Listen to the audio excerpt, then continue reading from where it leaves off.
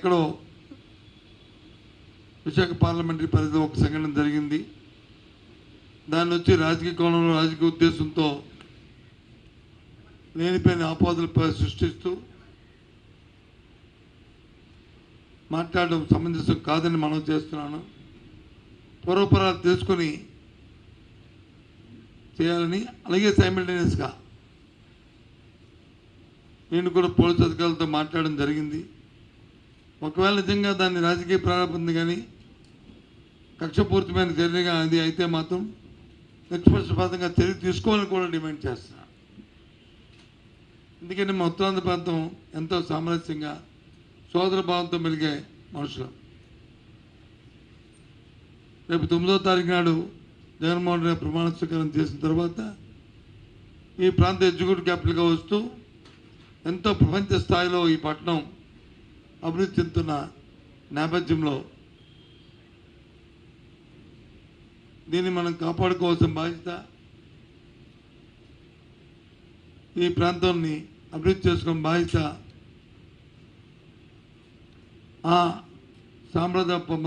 మన సాంప్రదాయాల్ని మనం కొనసాగించిన బాధ్యత ఈ ప్రాంత పౌరులుగా, ఒక రాజకీయ పార్టీ నేతలుగా కాకుండా ప్రాంత పౌరులుగా మన బాధ్యత అని చెప్పి అన్ని రాజకీయ పార్టీలు కూడా నేను కోరుతున్నాను. దయచేసి అందుకోసమే మీ ద్వారా చెప్దామని ఇవాళ ఈ పత్రికా సమావేశాన్ని ఏర్పాటు చేశానని మనం చేస్తున్నాం.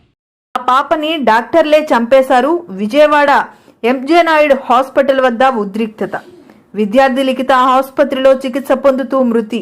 డాక్టర్ల నిర్లక్ష్యం కారణంగా మా కూతురు చనిపోయిందని కుటుంబ సభ్యుల ఆందోళన. ఆసుపత్రి వద్ద భారీగా పోలీసుల మోహరింపు. ఇప్పటి వరకు స్పందించని యాజమాన్యం. ఆసుపత్రిని సీజ్ చేసే వరకు కదిలేదే లేదంటున్న ఆందోళనకారులు.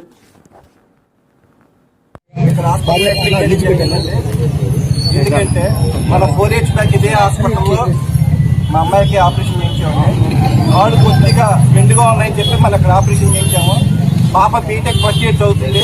కాలేజీ హాలిడేస్ ఇచ్చారు అని డాక్టర్ గారు వచ్చి మనం సంప్రదింపులు చేస్తే మీకు బాగా సెట్ అయిందండి, అది రిమూవ్ చేస్తామంటే తీసుకొచ్చి మనం ఇక్కడ చేర్పించడం జరిగిందంటే ఈవినింగ్ 6కి మనకు ఆపరేషన్ నెట్వర్క్ తీసుకెళ్లిన వాళ్ళనే మనకి ఏం జరుగుతుంది ఏంటి అనేది సమాచారం అసలు లేదండి. నైట్ 10:30 వరకు మనకి 10:30 వరకు మన సమాచారం ఇవ్వలేదండి. అసలు ఏం జరుగుతుందో తెలియదు.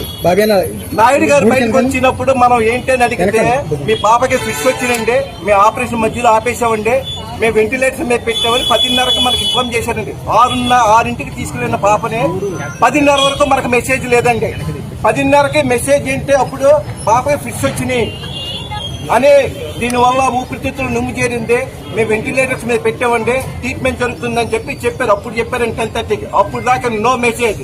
అంటే పాపకి అనారోగ్య సమస్య ఏమీ హెల్దీ పర్సన్ ప్లస్ స్టెచ్చిన మీద కూడా తీసుకెళ్లకుండా ఆపరేషన్ థియేటర్లకు నడుచుకుంటూ వెళ్ళిందండి. మంచి యాక్టివ్ పర్సన్ అండి. అయితే మనం అప్పుడు అందరినీ పిలిచి ఏంటి సార్ ఏంటి అని అడిగితే అప్పుడు మనం ఒక 15 మంది వచ్చి అడిగితే మీకు ఇలా ట్రీట్మెంట్ చేస్తున్నాం అంటే పర్లేదంటే స్టేబుల్గా ఉందండి, మీరు కంగారు పడద్దని చెప్పి మమ్మల్ని అందరినీ రిక్వెస్ట్ చేశారు.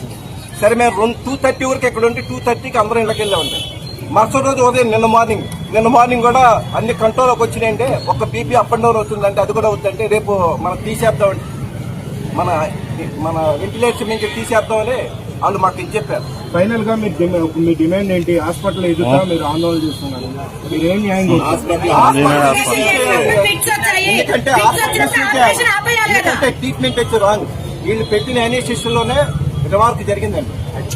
ఇది హత్య కేసు కింద వస్తుందండి. 18 ఏళ్ళ పాపను మాత్రం చేయడం అంటే ఏంటంటే ఏదన్నా 50 ఏళ్ళు 60 ఏళ్ళు అయితే మనం పోనీలని వరకు ఊరుకోవచ్చు. ఇది కాదు. ఇదేంటంటే హాస్పిటల్ కంపల్సరీ సీజ్ చేయాలి. దానిలో మాత్రం వెనకాడే ప్రసక్తే లేదు.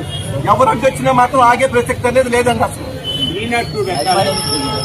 వదినా మరిదల ధ్వంస రచన కుట్రలకు ఐఏఎస్ ఐపీఎస్లు బలి. ఎస్సీ ఎస్టీ బీసీ మైనార్టీ వర్గాల టార్గెట్ గా టీడీపీ పెత్తందారుల దాడులు. వ్యవస్థల్ని అడ్డుపెట్టుకుని వెన్నుపోటు రాజకీయంలో ఆరితేరిన వ్యక్తి చంద్రబాబు. హోరాహోరీ యుద్ధంలో అంతిమ విజయం పేద బడుగు బలహీన వర్గాలది, బహుజనులది అని చెప్పేసి ఈ సందర్భంగా చెప్పడం జరుగుతుంది. జగన్మోహన్ రెడ్డి గారి 5 సంవత్సరాల పరిపాలనలో పేద వర్గాల అభివృద్ధి లక్ష్యంగా, బడుగు బలహీన వర్గాల సంక్షేమమే ధ్యేయంగా, సామాజిక న్యాయమే తన జీవితాశయంగా సమసమాజ నిర్మాణ బాటలో ముందుకు వెళ్తూ అద్భుతమైనటువంటి ప్రజారంజక పరిపాలన అందించిన విషయం మనకు తెలుసు.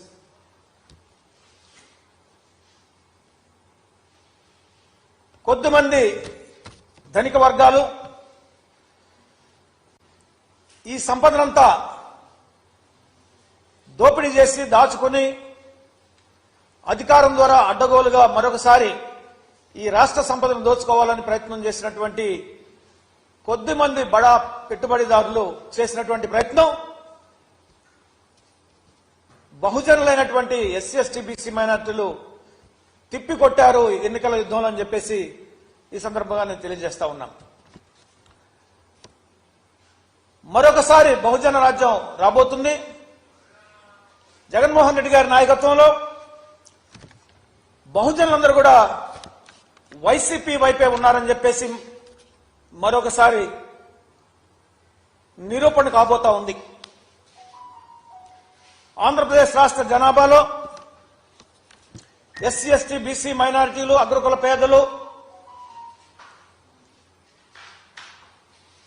75 నుంచి 80% వరకు ఉన్న విషయం మనకు తెలుసు.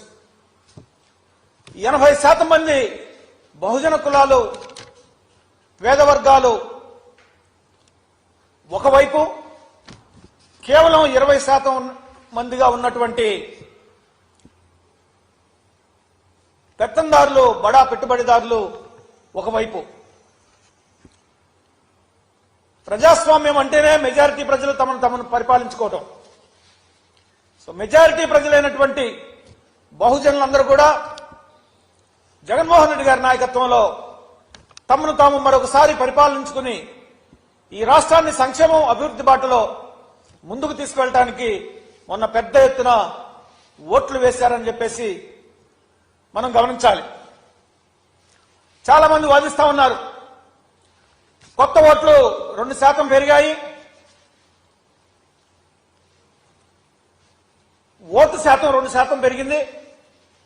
ఈ పెరిగినటువంటి ఓటు శాతం ఏదైతే ఉందో ఇదంతా ప్రభుత్వ వ్యతిరేక ఓటు అని చెప్పేసి ఒక దుష్ప్రచారం చేస్తూ మేము గెలుస్తామనేటువంటి ధీమాలో ఇవాళ కూటమి గోబల్ ప్రచారం మరొకసారి మొదలుపెట్టింది.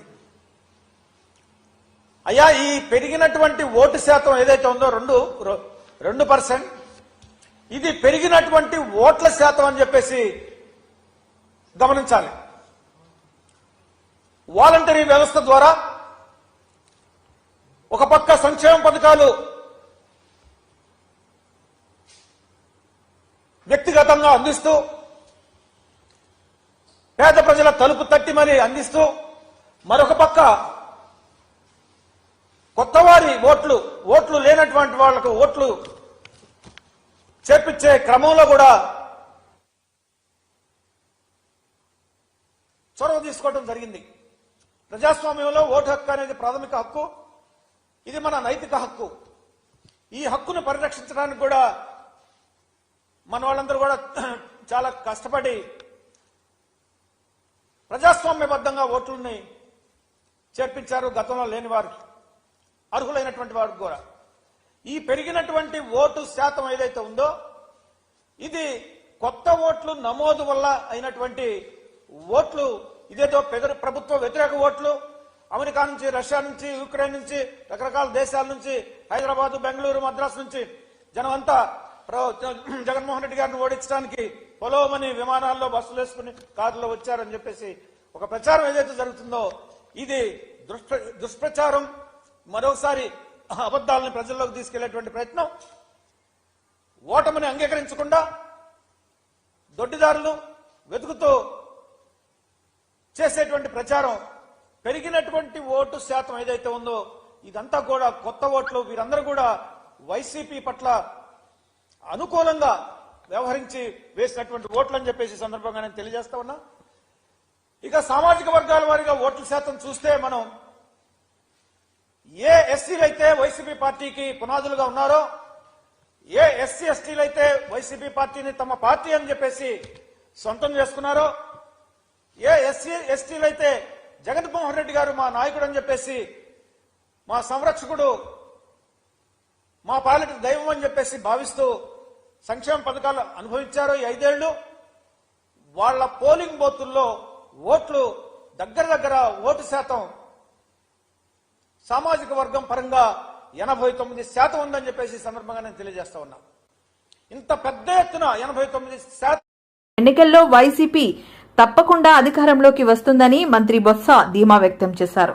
వచ్చే నెల 9న జగన్ సీఎంగా విశాఖపట్నంలో ప్రమాణ స్వీకారం చేస్తారని తెలిపారు. వేదిక ఎక్కడో 2 రోజుల్లో చెబుతానని అన్నారు. కేంద్రంలో తమ మీద ఆధారపడే ప్రభుత్వం రావాలని కోరుకుంటున్నానని, ఇది తన స్వార్థమని తెలిపారు. ఇందాక మీరు మీరు మీరు ఎప్పుడు కూడా కొద్దిగా డేట్ బస్ తప్పినప్పుడు వస్తారు. బస్సు వెళ్ళిపోయిన తర్వాత వస్తారు. ఇందాక చెప్పాను బాబు, ఇందాక చెప్పాను ఇందాక చెప్పాను.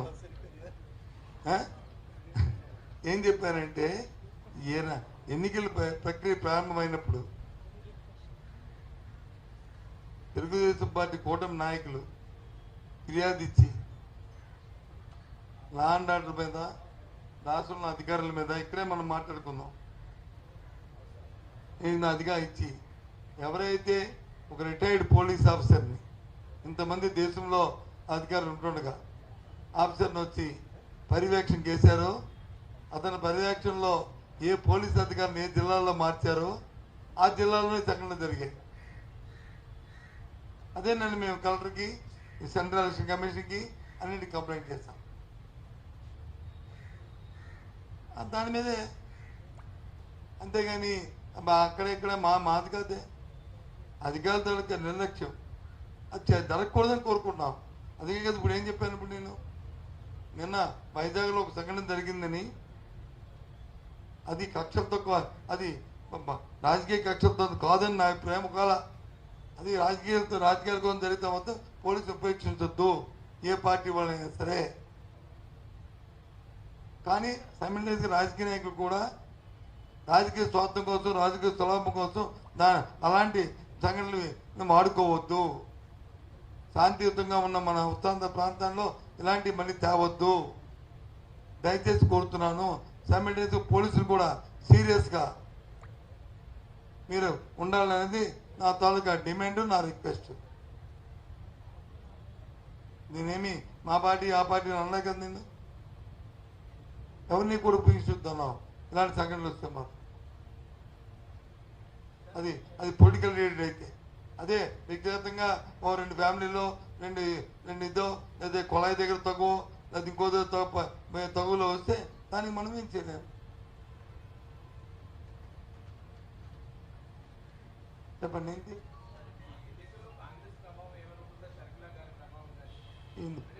తినబోతు రుచి ఎందుకు బ్రదర్? అయిపోయింది కదా, తినడం అయిపోయింది. ఇక 4 రోజులు లెక్కలు వచ్చేస్తాయి. ఏంటి ఇంకా ఇప్పుడు దాని మీద కామెంట్ చేసుకోవడం, రివ్యూ చేసుకోవడం, ఏదో మీ వాదన మీరు కనుక్కోనుకుంటే ఆ సంతపడి ఉండండి. నేనెందుకు కామెంట్ చేయాలి? 4 రోజుల్లో వచ్చిన దీనికి ఫలితాలకి 4 రోజుల్లో ఏదేమైనా బ్రహ్మాండమైన మెజారిటీతో, ఎక్కడ దేశం అభివృద్ధి మెజారిటీతో జగన్మోహన్ రెడ్డి గారు ప్రమాణ స్వీకారం చేయబోతున్నారు 9వ తేదీ నాడు అంగరంగ వైభవంగా విశాఖపట్నంలో. ఆ నేపథ్యంలో ఇలాంటి డిస్కషన్ అన్ని ఎందుకు?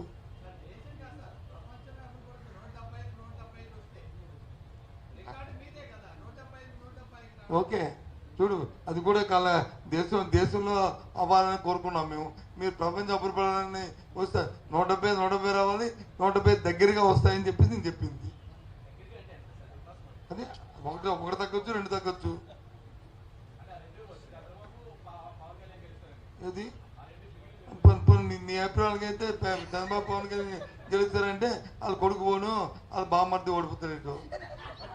మరి నేను పేరు ఎత్తాను, నేను మీ అందరూ చెప్తున్నాను పేరు ఎత్తానండి. నేను పేరు ఎవరి పేరు ఎత్తానా? నేను ఒక్కరి పేరు ఎత్తలేదు. నేను ఎవరిని కించపరచలేదు, ఎవరిని అవమానపరచలేదు.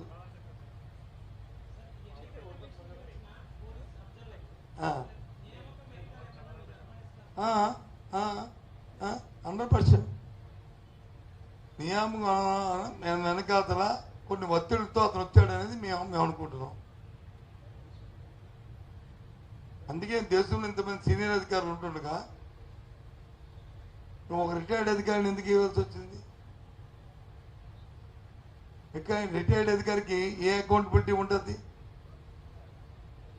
ఒక రిటైర్డ్ అధికారి వస్తాడు, ఇంకో రిటైర్డ్ అధికారి ఇంటికి వచ్చి రాత్రి సీక్రెట్గా భోజనం చేస్తారు, మన్నాడు వచ్చి యాక్షన్లు ఉంటాయి. ఇంకెక్కడ మీరు మాట్లాడుతున్న ఈ అపవాదులకి, ఈ సస్పెన్షన్కి అసలు తావు కూడా ఎందుకు తావు ఇవ్వాలి? తావు ఇవ్వకూడదు కదా.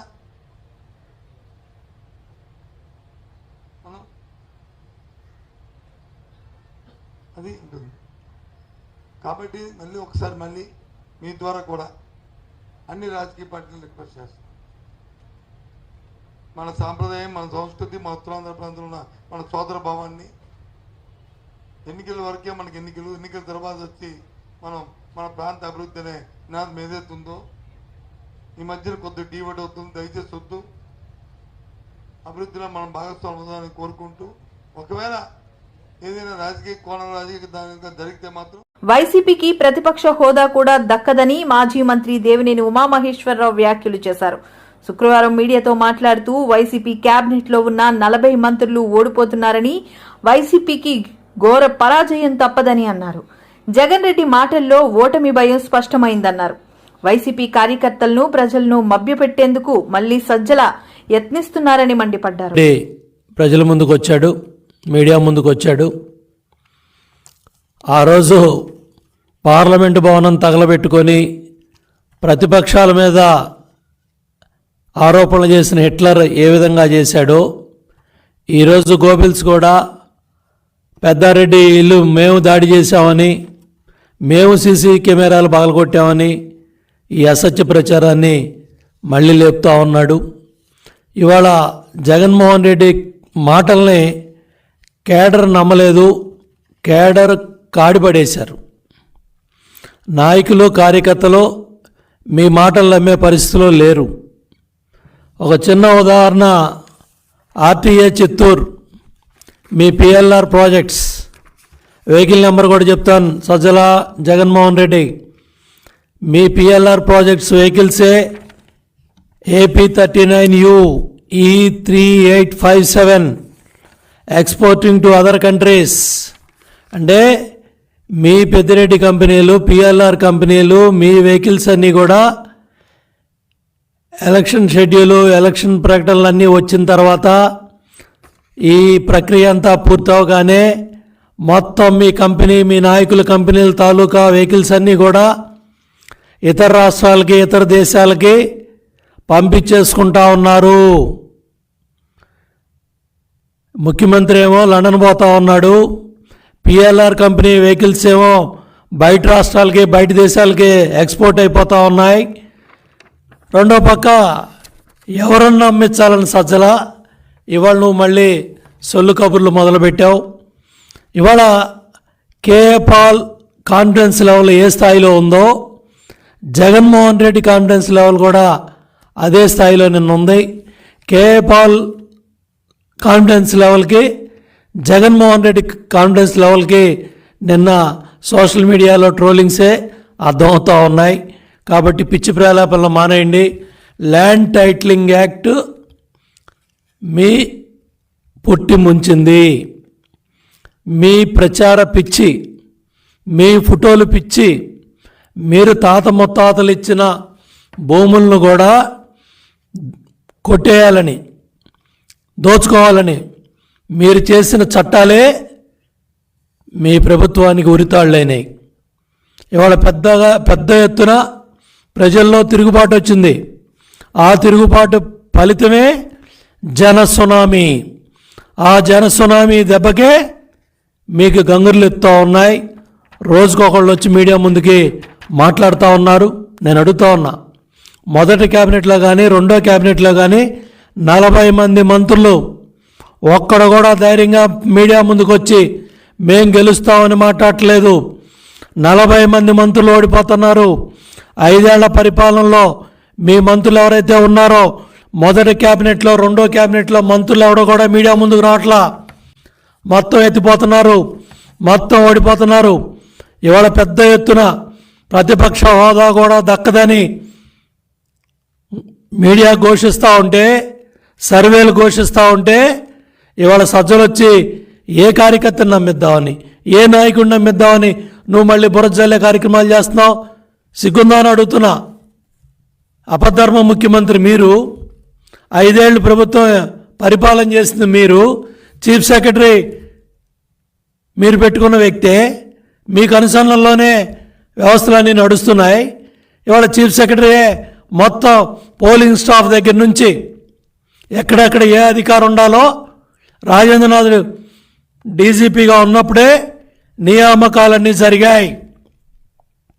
ఇవాళ ఈసీ మీద బురజల్లాలనో, తెలుగుదేశం పార్టీ మీద బురజల్లాలనో, ఎన్డీఏ కాటు మీద బురజల్లాలనో, కేంద్రం మీద బురజల్లాలనో ఇవాళ సజ్జల ఎత్తిపోయే మాటలు మాట్లాడుతూ ఉన్నాడు. భయం కళ్ళల్లో కనపడతా ఉంది, పిరిగితనం కళ్ళల్లో కనపడతా ఉంది. అపధర్మ ముఖ్యమంత్రి లండన్ పోయి వస్తాడో లేదో అనే డౌట్ కూడా సజ్జల రామకృష్ణారెడ్డి మాటల్లో డొల్లతనం బయటపడతా ఉంది. ఎందుకంటే సజ్జల భార్గవరెడ్డి ఎలక్షన్ అయిన 24 గంటల్లో జెండా ఎత్తేసాడు. మొత్తం సోషల్ మీడియా వైసీపీ దుకాణం బంద్ అయిపోయింది, కేల్కతం అయిపోయింది. మొత్తం దుకాణం సర్దేశారు. మొత్తం సజ్జల భార్గవరెడ్డి జెండా ఎత్తేసి హైదరాబాద్ వెళ్ళిపోయాడు, పక్క రాష్ట్రాలకు వెళ్ళిపోయాడు. ఇవాళ నీ కొడుకే జెండా ఎత్తేసి వెళ్ళిపోతే నిన్న కార్యకర్తల నాయకులు కన్నీళ్లు తొడటానికి, వాళ్ళని ఓదార్చడానికి నిన్న జగన్ రెడ్డి మాటల్లో కాన్ఫిడెన్స్ కార్యకర్తలకి నాయకులు దక్కపోయేపాటికి మళ్ళీ ఉదయం సజ్జల రామకృష్ణారెడ్డి వచ్చి మీడియా ముందు మళ్ళీ అసత్యాలు అబద్ధాలు ప్రచారం చేస్తూ ఉన్నాడు. పూర్తిగా ఇవాళ ఏదైతే చీఫ్ సెక్రటరీ జవహర్ రెడ్డి బాధ్యత వహించాలి. ఈ అల్లంలోకి కానీ ఈ జరిగిన కార్యక్రమాలన్నీ కూడా ఏదైతే కీలకమైన స్థానాల్లో బాధ్యత గల అధికారులని పెట్టకపోవటం, తాడేపల్లి ప్యాలెస్ నుంచి ఈ రోజుకి కూడా అక్కడ ధనంజయ రెడ్డి కావచ్చు, సజ్జల రామకృష్ణారెడ్డి కావచ్చు, రఘురామరెడ్డి కావచ్చు, ఎవరైతే అధికారులు ఉన్నారో వీళ్ళందరి కనుసన్నల్లో ఈ కార్యక్రమాలు జరుగుతున్నాయి. ఆంజనేయులు, రఘురామరెడ్డి, ధనంజయ రెడ్డి, జవహర్ రెడ్డి వీళ్ళందరూ కూడా కలిసి ఇవాళ ఈ కార్యక్రమాలన్నిటికి కూడా ఊతమిస్తున్నారు. ఇవాళ ఈ సంఘటనలన్నిటికి కూడా ఈ అధికారులంతా కూడా బాధ్యత వహించాలి. ఇవాళ జగన్మోహన్ రెడ్డి కళ్ళల్లో ఆనందం చూద్దామను.